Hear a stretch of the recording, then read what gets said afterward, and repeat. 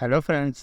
உலகத்தில் இருக்கிற ஸ்நாக்ஸ் எல்லாத்துலேயும் சிறியவர் முதல் பெரியவர் வரை எல்லாரும் விரும்பி சாப்பிடக்கூடிய ஒரு பிரபலமான ஸ்நாக்ஸ் தான் லேஸ் சிப்ஸ்.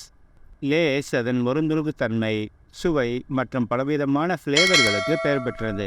அதன் பாரம்பரிய கிளாசிக் முதல் salt and vinegar, cream and onion, tomato tango, hot and sweet chilli போன்ற பல்வேறு ஃப்ளேவரில் வழங்குறது மட்டும் இல்லாமல் இந்தியாவில் மேஜிக் மசாலா அல்லது சீனாவில் வெள்ளரி போன்று அந்தந்த நாட்டு மக்களின் விருப்பமான சுவைகளுக்கு ஏற்றவாறு சிப்ஸை தயாரித்து உலக அளவில் பிரபலமாக இருக்காங்க.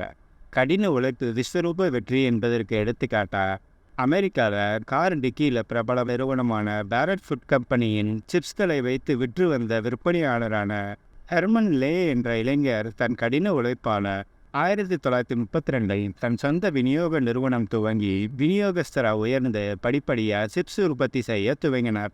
அவரோட வியாபார உத்தியால் வளர்ச்சி அடைந்த பின்னர் 1937 அவர் விநியோகஸ்தராக இருந்த பேரட் கம்பெனியை விலக்கி வாங்கி HW லே லிங்கோ அண்ட் கம்பெனி என பெயர் மாற்றம் செய்து அவரோட பிராண்டு சிப்ஸான லேஸை உருவாக்க துவங்கினார்.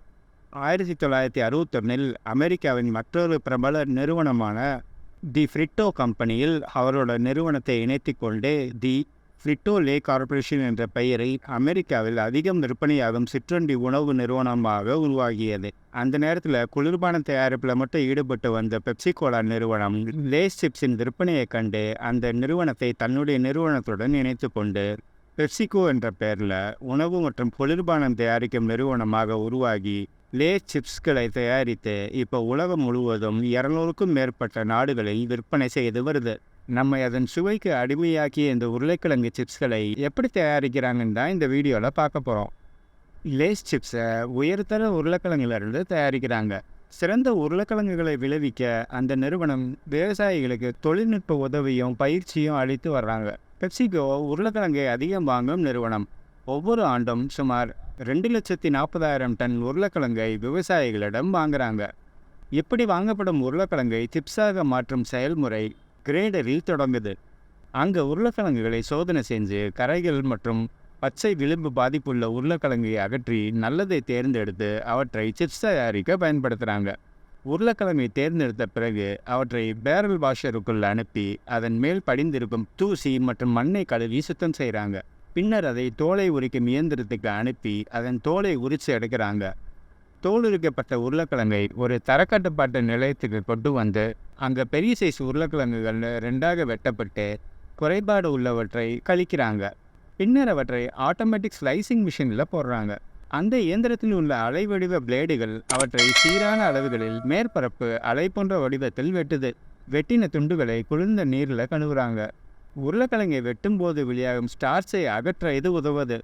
பின்னர் அவை உலர்த்தப்பட்டு பொரிக்கிறதுக்கு ஃப்ரையருக்கு கொண்டு செல்லப்படுது. அங்கு அவை 180 டிகிரி செல்சியஸ் வெப்பநிலையில் சூடாக்கப்பட்ட எண்ணெயில் பொரிக்கப்படுது. புதிய ஆலைகளில் இந்த செயல்பாடு முற்றிலும் மூடப்பட்ட இயந்திரத்துக்குள்ள நடக்குது. குறிப்பிட்ட நேரம் மற்றும் சீரான வெப்பநிலையில் வறுக்கப்பட்ட சிப்ஸ்கள் பொன்னிறமாக வெளியேறுது. அவற்றை மீண்டும் சோதித்து கருகிய மற்றும் நிறம் மாறிய சிப்ஸ்களை அகற்றுகின்றனர். அவற்றில் சுவைக்காக உப்பு சேர்க்குறாங்க. பின்னர் அந்தந்த ஃப்ளேவர் மசாலா மற்றும் சுவையூட்டிகள் அதன் மீது தூவி அந்த மசாலா எல்லா சிப்ஸ்லையும் நல்லா கலக்கிறதுக்காக ட்ரம்மில் பக்குவமாக உருட்டி சீசனிங் செய்கிறாங்க. இப்போ சுவையான சிப்ஸ் தயார். பேக் செய்வதற்கு தயாரான இந்த சிப்ஸ்களை ட்ரம்மில் இருந்து அடுக்கடுக்காக உள்ள ஒரு கம்ப்யூட்டர் கண்ட்ரோல் போசிங் யூனிட்டுகள் விழுது. அங்கு அவை பேக்கிங் கவரில் குறிப்பிட்டுள்ள எடை அளவில் சிப்ஸ்களை பிரித்து நைட்ரஜன் வாயுவை சேர்த்து பேக் செய்து ஹீட் சீல் செய்யப்படுகிறது. தயாரான பேக்கெட்டுகளை அட்டைப்பட்டிகளில் அடுக்கி வைக்கிறாங்க.